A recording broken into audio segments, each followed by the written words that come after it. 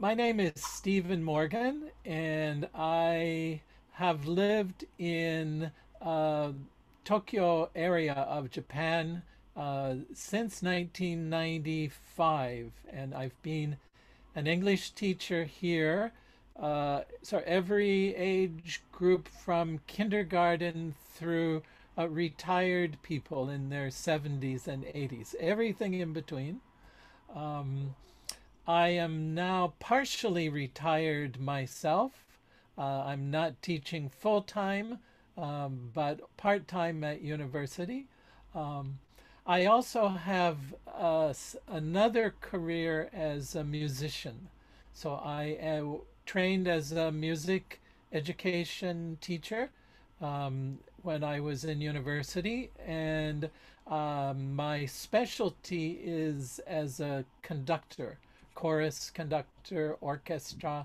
I'm also a composer. So I've utilized music quite a bit in my English teaching over the years. So I'm going to give you later on a little sample of that. Okay, As thank you I'll, so much for your yeah. Malaysia. Okay, okay. Yes. You ask again. Morning. Influenced by my mother tongue, I always use my regional language rather than in English. Could you please suggest some techniques in this regard? Okay. So I'm speakers, non. If people understand you, then really don't. If there's some problem, then we have to think which aspect of your mother tongue are maybe interfering or getting in the way. So there's a couple of parts of this. One is like word order in a sentence or grammar. And so we're speaking clearly, but our mother language, the words come in a certain order, and we're pushing that into the second language. So I have that problem sometimes when I'm speaking Japanese. I use sometimes English word order. So that's one aspect. Another part is the sound. So pronunciation. So clear vowel and consonants, and there are some differences. So also intonation. So English has a very musical intonation uh, pattern. So when we're speaking ordinary declarative sentences, the intonation tends to go down. And when we're asking a question, the intonation tends to go up. So those sorts of things. And we sometimes carry the intonation, the melody from our mother tongue into the next language. Also the rhythm. So some languages are very sort of da da da da da da very regular. English has once again a very sort of musical approach. So later on, when I talk about using music, I think that's one of the best ways to help with that part. Okay, thank you.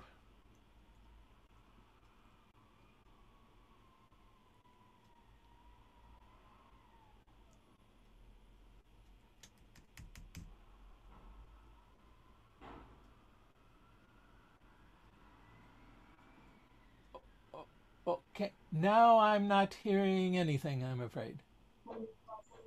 Ah, okay. Hello, sir. Hello. My name is Lakshman. I'm studying in 8th grade at P.H.S. Ilavaram. Can I ask one Nice. question, sir? To maintain English language environment in the classroom, what is the role of teachers and students? Okay, I'm going to go ahead and I'm going to go ahead to that question here. Hang on. Okay, So how can teachers and students maintain English classroom environment? Okay. One idea is what we call like language monitor. So this is like a student who is appointed or for a certain day, and you have like a checklist, kind of a list of the local languages. Maybe in your area, Mangalagiri, I think Telugu, Urdu, Hindi, Bengali, maybe some others as well. Okay, so maybe some other languages locally. So what the language monitor does is just kind of make a note how often you, it says head, means heard various languages. So you think like a scientist, not like a policeman, but you just, so 3 times I heard someone speaking Urdu, or I heard for a little bit there was a conversation in English so you just kind of take some notes, and that's all. And it's then you can share that information, and everybody can say, yes, those are the languages we speak in our community. Maybe we should try to use English more often. Okay, that's one thing. Another thing is self-monitoring. So you yourself keep a little note. So today in English class, I spoke English 60% of the time. Or I spoke another language, Tamil, 20% of the time. And again, it's not to make yourself feel ashamed. It's just a recognition. And then you can say, tomorrow I want to try to speak English 70%. So I've used this with my Japanese students quite a bit. And they have a good feeling about, not ashamed of their mother tongue, but to try to little by little increase the time in English. Thank you, sir. You're welcome.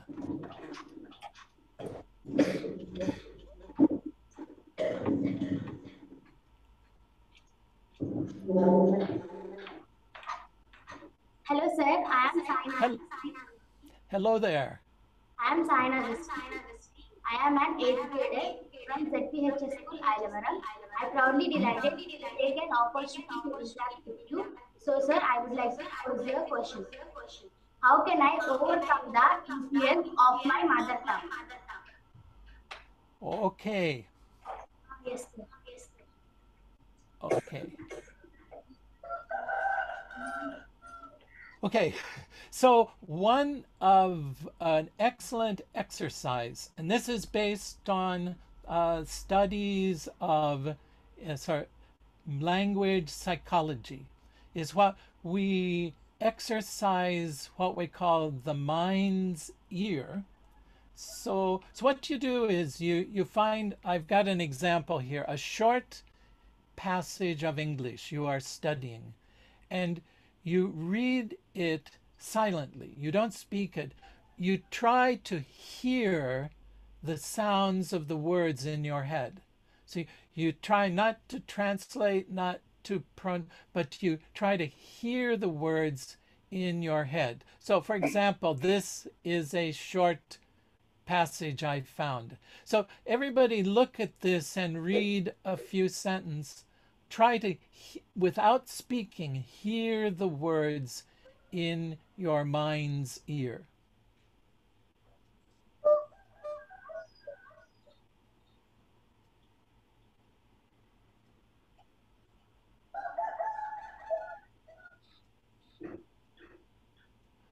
So if you can hear some of those words and hear them as if someone were speaking them, that's a beginning, okay? So that's one activity. Another is for you to make original sentences silently in your head. Just, my name is Steve or whatever. I live in, but you silently think English sentences, but you put your concentration, okay? Like meditating, you try to hear the words.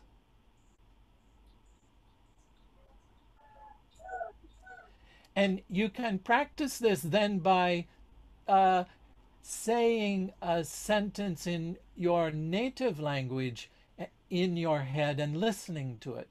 So it is a practice where we start to hear language inside our head, in we call our mind's ear. That's a very simple kind of activity. Little by little, you'll find yourself thinking. And someday you might even have a dream in English and then it's working.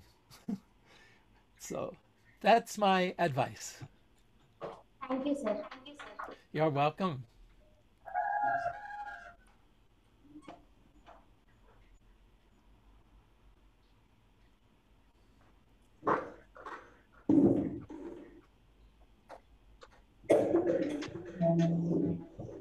Hello, sir. Hello. This is Nandini, an educator from GPH School, Ilavaram. I feel extremely fortunate to interact with you. Here, my question is: I live in an area where my friends and teachers are not expected to speak English, but I'm seriously passionate to improve my English. Could you please suggest some ways to get out of this problem?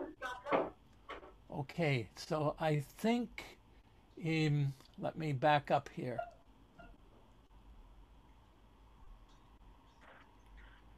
Okay, is this your question about? Yes, sir. Yeah, your passion. Okay, so one idea is to find local people that share your passion. So these might be people at school, might be a shopkeeper or an auntie or uncle or something and spend a little time and say, "Oh, can we have English conversation for a little while?" So that's a very one thing. Another could be an English speaking club at school. You might have this already. So I'll give an example. My high school, I studied French for 2 years and German for 2 years. And some days during lunchtime, my French teacher would have a table. We would take our lunch and sit with her.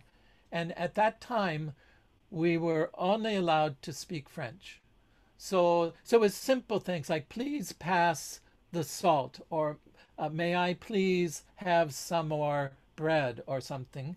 But unless we said it in French, she would not respond. So, and the same thing, my German teacher would have a day.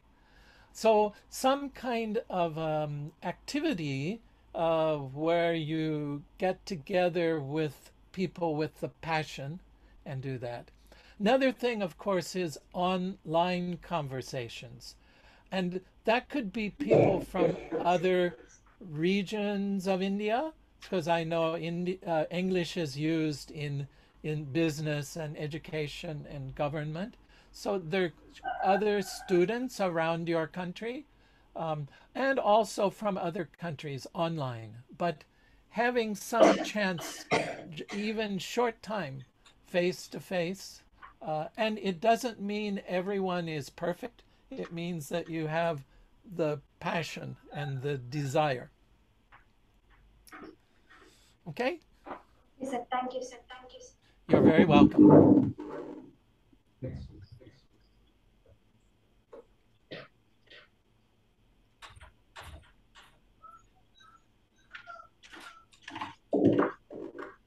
Hello, sir. Hello. My name is Sanjana. I am studying in 8th grade in GPH Ilavaram. I am so excited to interact with you. Being a non-native speaker of English language, what should be the right method to learn language? Translation method or direct method? Okay, that is an excellent question. Okay, so my answer is another question. So, what is your purpose in learning another language? So, grammar translation method works, well for academic study, reading and writing in another language. So, grammar translation has a good point. The direct method works well for oral communication. So maybe a blend or mixture of the two. I'll give example from my own past. Okay, so um, again, in high school, I studied French and German. Both of them were kind of a mix, but emphasis was on direct method. Okay. University, I studied Italian, and the teacher used only grammar translation. Okay. And he would give us a like a book, like a story in Italian, and we would read it but have to translate immediately into English, speak English while reading Italian. So I became very good. I could read Italian newspaper or some kinds of academic books, but to this day I cannot have a conversation in Italian. French and German, when I travel to Europe, I can actually have a decent conversation, restaurant, or with friends. So it depends on your purpose. So maybe that's the important thing to think about. What is your purpose? Thank you, sir. You're welcome.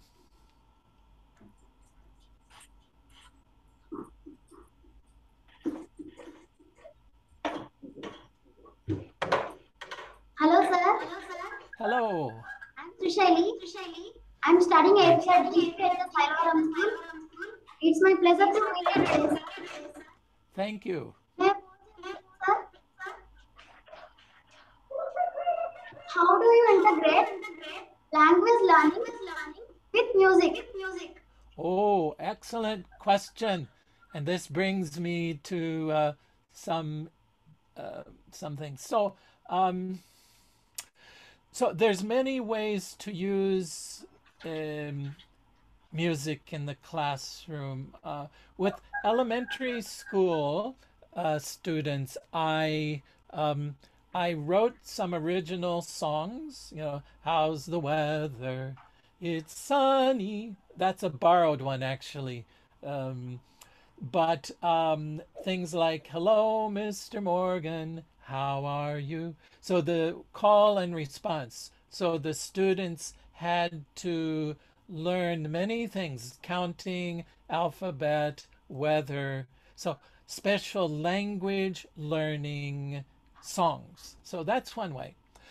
But another way is using some pre-exist, like some songs. I'm going to use one as an example today, which was made famous by some singers called the Carpenters. But originally it was for a children's TV show called Sesame Street. Okay, so one thing you can do is to take the lyrics of the song and simply leave out words like at the end of the sentence, or leave out words like every fifth or sixth word, just put a blank. Then you listen to a recording, listen on YouTube. There's many recordings of this, And then as you hear sing a song, sing out loud, sing out strong. So as you hear, then you try to write down the word you hear. So that's one excellent way. Take some preparation, and maybe you and your teacher or you and your friends can find song we call lyrics, and then just, block out some words and then listen and try to, okay. Another thing is to do dictation work. That's a little more difficult, but also very good. So you listen to the song without any words in front of it. You just, whatever you hear, you write down some of the words you hear. So using songs for dictation, Another thing is to listen to the song while you watch the lyrics, So that's a good thing, because then your hearing is following the words, and good songs, the rhythm and the stress in the music follows the natural rhythm of language. Sing a song, sing out loud. So those are the stressed words. So all three of those are very good. And then, eventually you like a certain song and you like to sing, then there's many YouTube videos, what we call in Japanese word karaoke, which means empty orchestra, means the accompaniment is there, but there's no singing, but the words. So those can be activities you can do that are, they don't cost any money, and you can just do them on your own. So when we finish up in a few minutes, actually, I'm going to sing that song for you. So that's going to be my little close today, will be to let you hear me sing. I hope I'm okay by then. So, all right.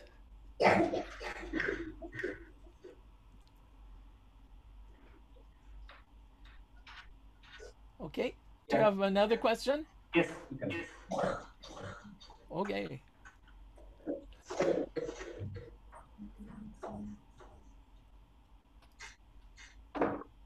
Hello, sir. This is Hello. Meghna. I am studying 8th grade at P.H.S. Ilavaram. It is an honor to meet you. Here, my question is, could you please suggest some effective reading habits? Okay. Excellent. All of your questions today are absolutely wonderful. I'm so proud of you all for asking such things. So one thing is to always have an English book in progress. So you always, a thin book maybe is easy to carry. Some people use an iPad or something to read books, but to always have an English book in progress, and you keep it with you and you read a little bit every day. So if you take a train or a bus, as I do here, I'm often reading.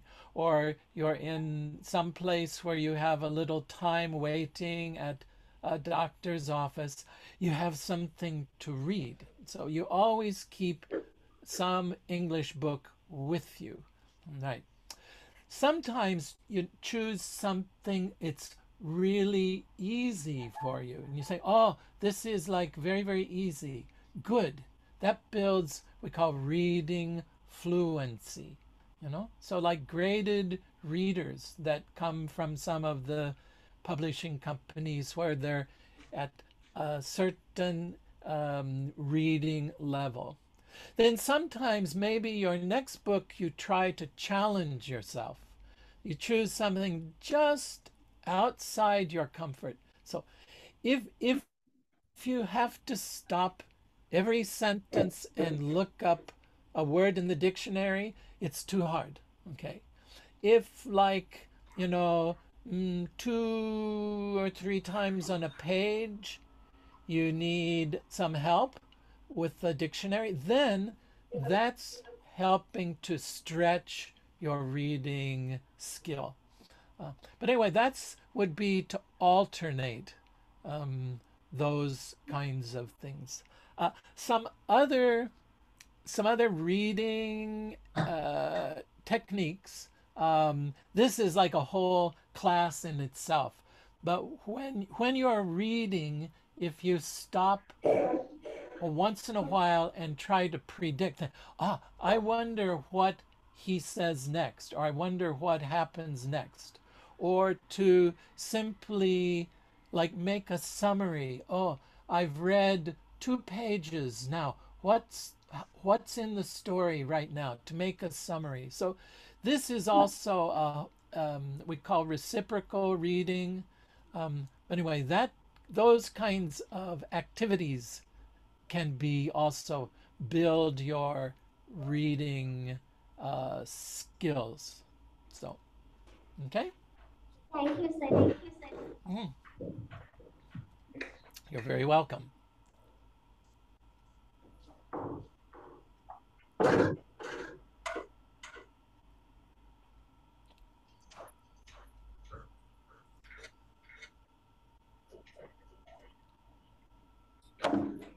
Hello, sir. This is Santi. I'm an educator from P.H.S School, Ilavaram. Nice to I'm meet feeling you. glad to interact with you. Here, my question is: many of my friends, including me, are not able to present a topic in public due to fear factor. Would you please suggest some ways to Okay. Yes, in this regard? I have some ideas for that. Give me a moment here. Okay. Overcoming fear of speaking, and there was something especially about presentations. So one thing is to say whatever comes to mind without judging yourself. So uh, in in Japan, in the society here, people are very worried about being perfect. And my English students here, sometimes they rather stay silent than make a mistake. And I will tell them, please don't worry. If I don't understand you, I will ask again, but to say whatever comes into your mind and not to feel too self-judging. Okay, so that's one thingy. Another thing is for presentation practices.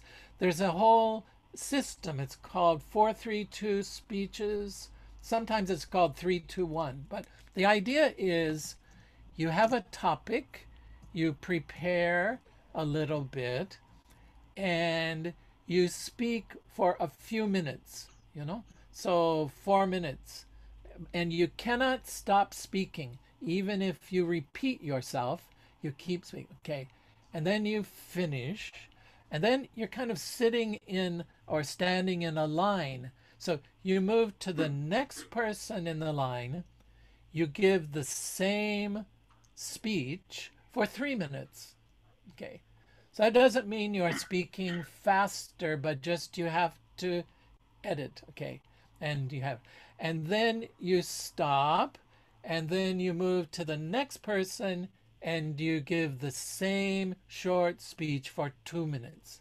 So once again, this was developed for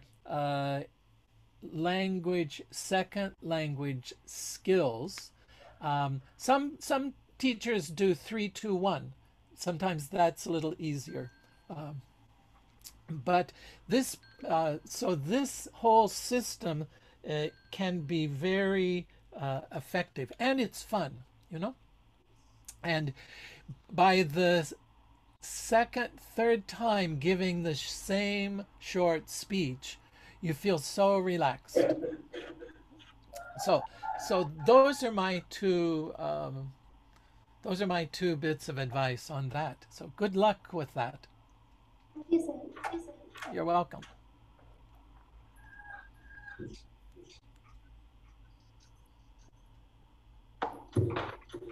Hello, sir. My name is Shruti. I'm studying 8th grade at CPHS Ilavaram. I feel proud to Yes. interact with you. Sir, may I pose Thank you. my question? Okay, go ahead. When I open my mouth, I fall short of some expression. Could you please help me in this Hmm. Okay, so I think some of that is in this same one to saying what comes to mind. So when just before you speak, if you pause for a moment, just a moment of silence, moment of silence where you hear the English words inside your head before you say them.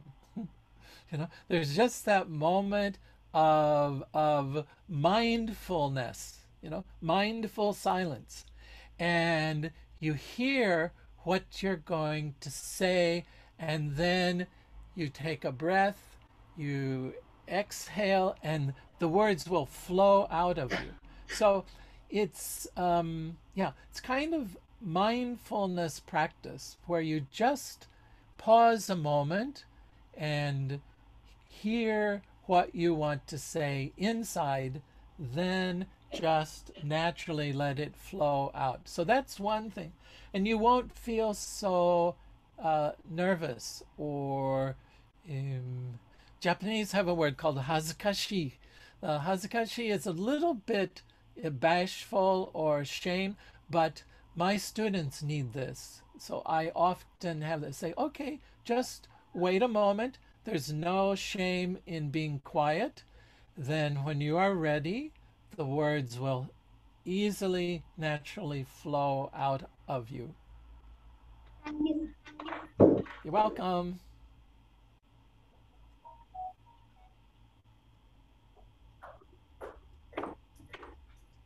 Hello, sir. My name is I'm at P.H.S. Educators Advice. I feel proud to interact with you, sir. Here my question is, what grammar topic you suggest to master the language? Okay, could you repeat that once more? There was a little bit of breakup in the sound. Once more? What grammar topic you suggest to master the language? Okay, got it. Okay. One of the, I think, essential things in any language is verb tense. So present tense, of course, we speak every day. So right now, much of what I say is in the present tense. Okay, we use that for communication every day.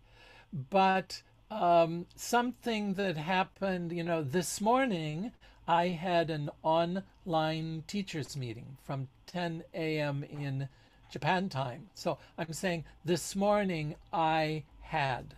Okay, last week was New Year's celebration, and I had many enjoyable experiences. So in the past tense, tomorrow I must post grades to one university. So tomorrow I have a lot to do. And next July, I plan to go to America to celebrate my mother's 100th birthday.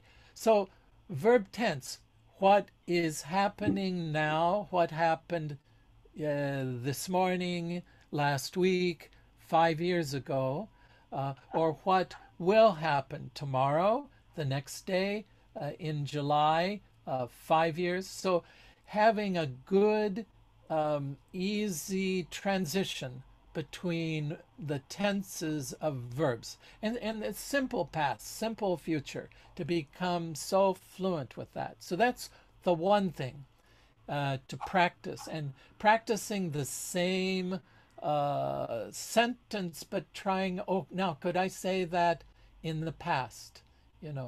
And okay, the other thing is what we call reported speech. Okay, and you can probably see down at the bottom here my speaker's notes. So John told Mary that he likes to watch movies, or My brother heard that there is a new restaurant opening. Or Mary said that she's not feeling so well today. Or my friend told me such and such. So this is so important in English to be able to report what someone else said. My teacher reminded us that next week something will happen. Or my mother said that tonight my uncle will come for supper. So those two things, verb tenses and very easy, uh, facile use of reported speech, I think those would help everyone's, those two grammar topics could be very helpful. Thank you, sir. You're welcome.